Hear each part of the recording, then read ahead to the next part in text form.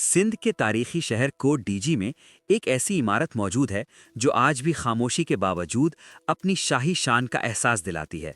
White palace.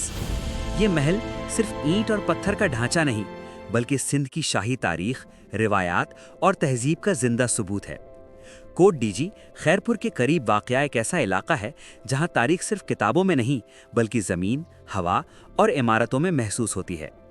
पहाड़ी पर खड़ा कोट डीजी फोर्ट ताकत और दिफा की निशानी समझा जाता है, जबकि उसके नीचे वाइट पैलेस अपनी सफ़ेद रंगत और पुरसुकून मौजूदगी के साथ बिल्कुल मुख्तलिफ कहानी सुनाता है।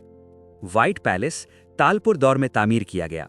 ये वो दौर था जब सिंध में शाही रवायात, अदब और मेहमान नवाजी को ख़ास अहमियत हासिल थी।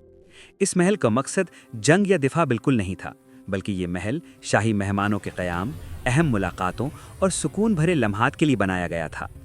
यहाँ कभी शाही मेहमान, गैर मुल्की वफूद और बुलंद ओहदों पर फायज़ अफराद क़याम किया करते थे। इन दीवारों के दरमियान बातचीत भी होती थी, फैसले भी होते थे और रवायात भी जिंदा रहती थीं। वाइट पैलेस की सबसे नुमाया पहचान इसकी सफ़ेद रंगत है। ये सफ़ेदी सिर्फ खूबसूरती का इजहार नहीं, बल्कि सुकून, वक़ार और शाही अंदाज की पहचान है। महल के बुलंद सुतून, खुले बरामदे और वसी कमरे सिंधी फ़न तामीर और कॉलोनियल अंदाज का बेहतरीन इम्तिजाज पेश करते हैं। ये सब कुछ इस बात का एहसास दिलाता है कि ये महल ताकत दिखाने के लिए नहीं, बल्कि इज्जत और असर छोड़ने के लिए बनाया गया था। कभी ये महल रोशनी, आवाज़ों और रवायात से भरा रहता था। आज यहाँ खामोशी है।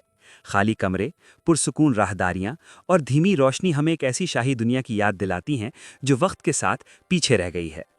वाइट पैलेस आज भी अपनी जगह पर कायम है। वक्त आगे बढ़ता रहता है, मगर ये महल खामोशी से सब कुछ याद रखता है। इस विरासत को महफूज रखना सिर्फ एक इमारत को बचाना नहीं, बल्कि अपनी पहचान, अपनी तारीख और अपने माजी से रिश्ता बरकरार रखना है। क्योंकि जब हम अपनी इमारतें भूल जाते हैं, तो फिर धीरे धीरे अपनी तारीख भी भूलने लगते हैं।